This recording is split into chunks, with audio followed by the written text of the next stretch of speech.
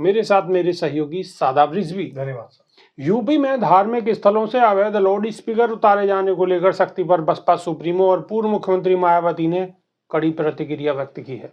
उन्होंने मुस्लिम समुदाय के प्रति सौतेले व्यवहार का आरोप लगाते हुए केंद्र और प्रदेश की भारतीय जनता पार्टी सरकार पर हमला बोला है।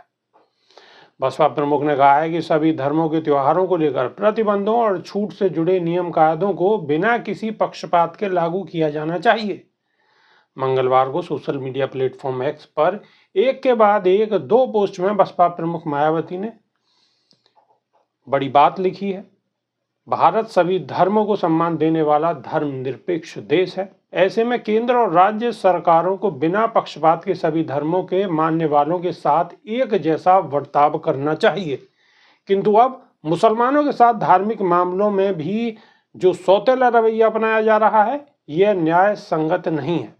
उन्होंने आगे लिखा है कि साथ ही सभी धर्मों के पर्व त्योहारों आदि को लेकर पाबंदियां व छूट से संबंधित जो नियम कानून है, उन्हें बिना पक्षपात एक जैसा लागू करना चाहिए, जो जैसा होता हुआ नहीं दिख रहा है।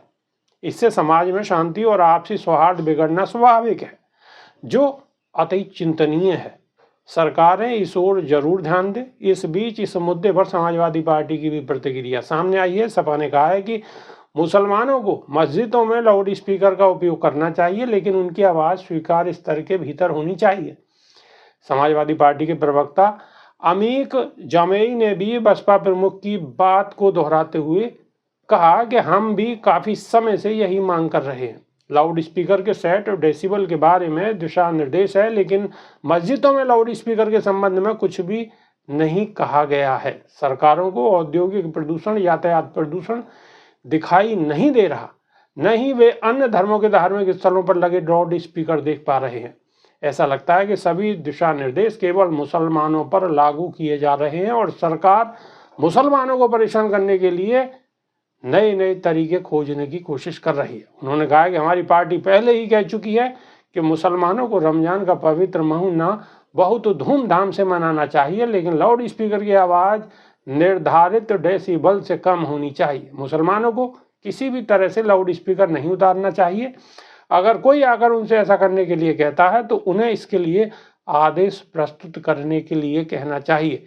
अगर उत्पीड़न नहीं रुकता है तो मुसलमानों को अदालत का दरवाजा खटखटाना चाहिए। सादाब रिजवी। बिल्कुल, देखिए, मुसलमानों के पास में बस यही काम बचेगा कि वो अदालतों का दरवाजा खटखटाएंगे। वो जो कोई वहाँ पर लाउड स्पीकर उतारने के लिए आता है तो उससे लड़ाई झगड़ा करेंगे। लेकिन सबसे बड़ी दिक्कत क्या है, जब शासन प्रशासन कहीं लाउड स्पीकर के लिए जाता है तो उसके साथ में जो गुंडे जाते हैं, जो दो दल हैं उत्तर प्रदेश के अंदर या कुछ प्रदेशों के अंदर, मध्य प्रदेश और राजस्थान की स्थिति भी वैसी होती जा रही है, वो जो गुंडे हैं और ऐसे अराजक तत्व, ऐसे गुंडे जो कि संभल में भी जो एआई की टीम के साथ में गए थे वहां पर, एएसआई की, ऐसे गुंडों के जब साथ में प्रशासन लेकर जाता है या प्रशासन के साथ वो लगकर चले जाते हैं, तब मुसलमान वहां पर करे तो क्या करे, फिर झगड़े की वहां पर स्थिति बन जाती है, फिर आपसी सौहार्द को जो है बट्टा लग जाता है, फिर वहां पर लड़ाई झगड़े दंगे उन्माद उत्पन्न होता है। इसके अलावा कुछ नहीं उत्पन्न होता है। बसपा सुप्रीमो ने बहुत बड़ी बात कही है और मुसलमानों के साथ बसपा सुप्रीमो खड़ी होती नजर आ रही हैं, सीधा सीधा। बिल्कुल, और बसपा सुप्रीमो ने ये बता दिया है कि देश संविधान से चलता है और संविधान के अंदर सबको समान अधिकार है। बिल्कुल, चाहे वो किसी के धार्मिक मामले हो, चाहे किसी की अभिव्यक्ति हो, सबको आजादी है। अपने अपने धर्म पर चलने की आजादी है, अपनी अभिव्यक्ति की आजादी है। ये सब हमें जो कानून दिए हैं वो संविधान ने दिए। और बहन मायावती ने यही बात बताई है कि जो बाबा साहेब भीमराव अंबेडकर का संविधान था उसके तहत ही काम होना चाहिए, लेकिन भारतीय जनता पार्टी उसके विरुद्ध काम कर रही है। जैसे अगर लाउड स्पीकर उतारने का मामला आता है तो सिर्फ उसको एक ही समुदाय दिखाई देता है और समुदाय को टारगेट करने की कोशिश की जाती है। बाकी और भी ध्वनि प्रदूषण के साधन है, उन ध्वनि प्रदूषण के साधनों को नहीं देखा जा रहा है, या फिर जो और प्रदूषण हो रहे हैं उनको नहीं देखा जा रहा है। सिर्फ अगर कहीं और कहीं टारगेट किया जा रहा है तो मस्जिदों के लाउड स्पीकर को टारगेट किया जा रहा है। इसी को साधने की बहन मायावती ने कोशिश की और बताया कि भारतीय जनता पार्टी की ये दोगली नीति है।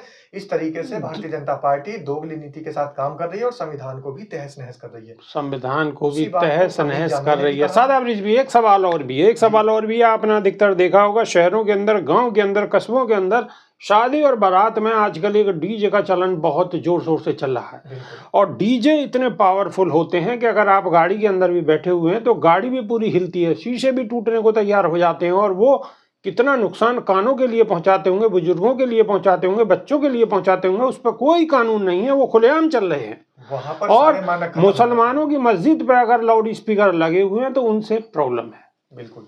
और एक वीडियो अभी हाल ही में विभागीय वायरल हो रहा था कि जो एक यात्रा निकल रही थी किसी एक धार्मिक पर्व की, हिंदू धर्म की, और वो मस्जिद के बराबर में जब जाती है तो उसके डीजे की आवाज तेज कर उसमें नारे लगाए जाते हैं और उसको आवाज को फिर इतना तेज कर दिया जाता है कि अंदर जो लोग मस्जिद में नमाज पढ़ रहे हों, पूजा पाती इबादत कर रहे हों, उनमें भी वो नहीं कर सकते।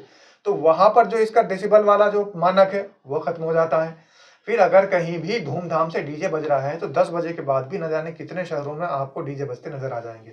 हाल ही में नोएडा की ऐसी हालत हो चुकी है, उत्तर प्रदेश का एक अच्छा शहर है नोएडा, वहां पर पैसा लेकर पुलिस रात को जाने कितने कैफे चलवाती है। उन कैफे के अंदर जो डीजे है वो मानकों के और डेसिबल के हिसाब से बहुत ज्यादा ओवर होता है, क्योंकि जब तक वो आवाज तेज नहीं होगी तो ठुमके नहीं लगेंगे। सादा ब्रिज भी वहाँ नहीं वो नजर आता सादा है। ब्रिज भी वो डेसिबल से नहीं चलते, वो इससे चलते हैं, वो मनी से चलते हैं। और मनी वालों में ताकत ज्यादा होती है। वहां पर डेसिबल डाउन हो जाता है ऑटोमेटिक। बिल्कुल तो इस तरीके से जो कानून का और सरकार का ये दोहरा चरित्र है ये बिल्कुल घटियापन दर्शाता है। और इस तरीके से अगर कानून और सरकार एक पक्ष को टारगेट करेंगे तो देश का आगे बढ़ना बहुत मुश्किल ही नहीं नामुमकिन है। बिल्कुल, एक ही पक्ष को अगर टारगेट किया जाएगा तो देश आगे तरक्की नहीं करेगा, आगे नहीं बढ़ पाएगा और विश्व गुरु तो बिल्कुल ही नहीं बन पाएगा। तो अभी के लिए सिर्फ इतना ही। नई वीडियो में फिर रूबरू होंगे। बहुत बहुत शुक्रिया।